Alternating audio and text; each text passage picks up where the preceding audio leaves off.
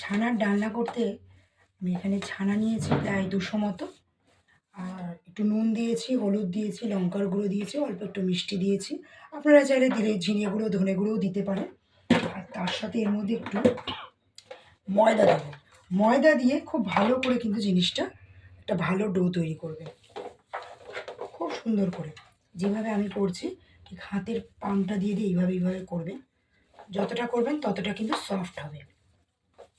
তারপর এটাকে আগে ডো তৈরি করে নিই, তারপর আমরা ছানাটাকে ভালো করে ডিপ ফ্রাই করব।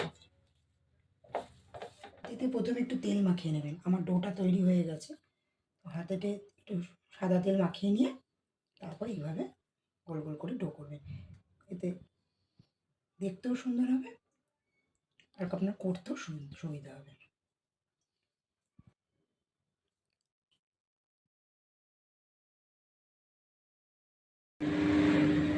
তেলটা একটু গরম হলে তারপরেই কিন্তু আমরা এই ছানার বলগুলোকে একটু একটু করে দিয়ে দেবো।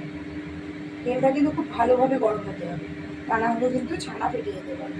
আঁচটা কমিয়ে নিয়ে তারপর ছানার বলগুলো আস্তে আস্তে দিয়ে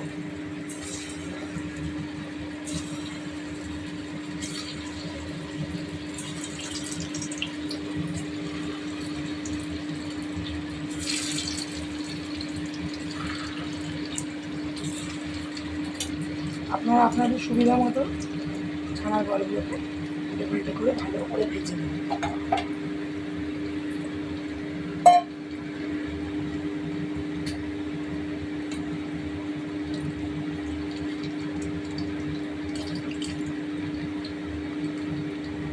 অবশ্যই ডিপ ফ্রাই করতে হবে।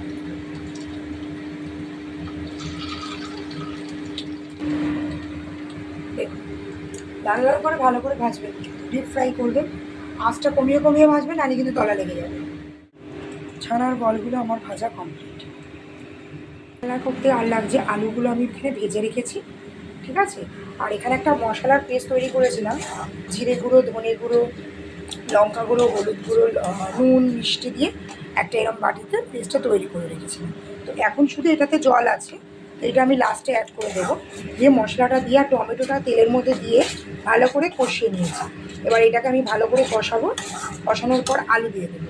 যেই তেল ছাড়তে শুরু হবে তখনই আমি আলু দেবো। দেখুন তেল ছাড়তে অলরেডি শুরু করে দিয়েছে, এই দেখুন তেলটা কেমন ছাড়ছে। তেলটা ছাড়তে শুরু করলেই আমি আলুগুলো এর মধ্যে অ্যাড করে দিচ্ছি, তাহলে আলুগুলো সেদ্ধ হয়ে যাবে। যদিও আলুগুলো অলমোস্ট ভাজা, এমনিও সেদ্ধ হয়ে যাবে। তো এটা আমি কষিয়ে নেব। এখন আলু দিয়ে এবার ছানার ডালনাটা অলমোস্ট কমপ্লিট। কষানোর পরে জল দিলাম, দিয়ে ছানাগুলো দিয়ে দিলাম। দিয়ে আমি একটুখানি কাসুরি মেথি দিয়েছি, একটু গরম মশলা দিয়েছি, একটু ঘি দিয়েছি। দিয়ে এবার আমি চাপা দিয়ে দেবো। কমপ্লিট আমার ছানার ডাল।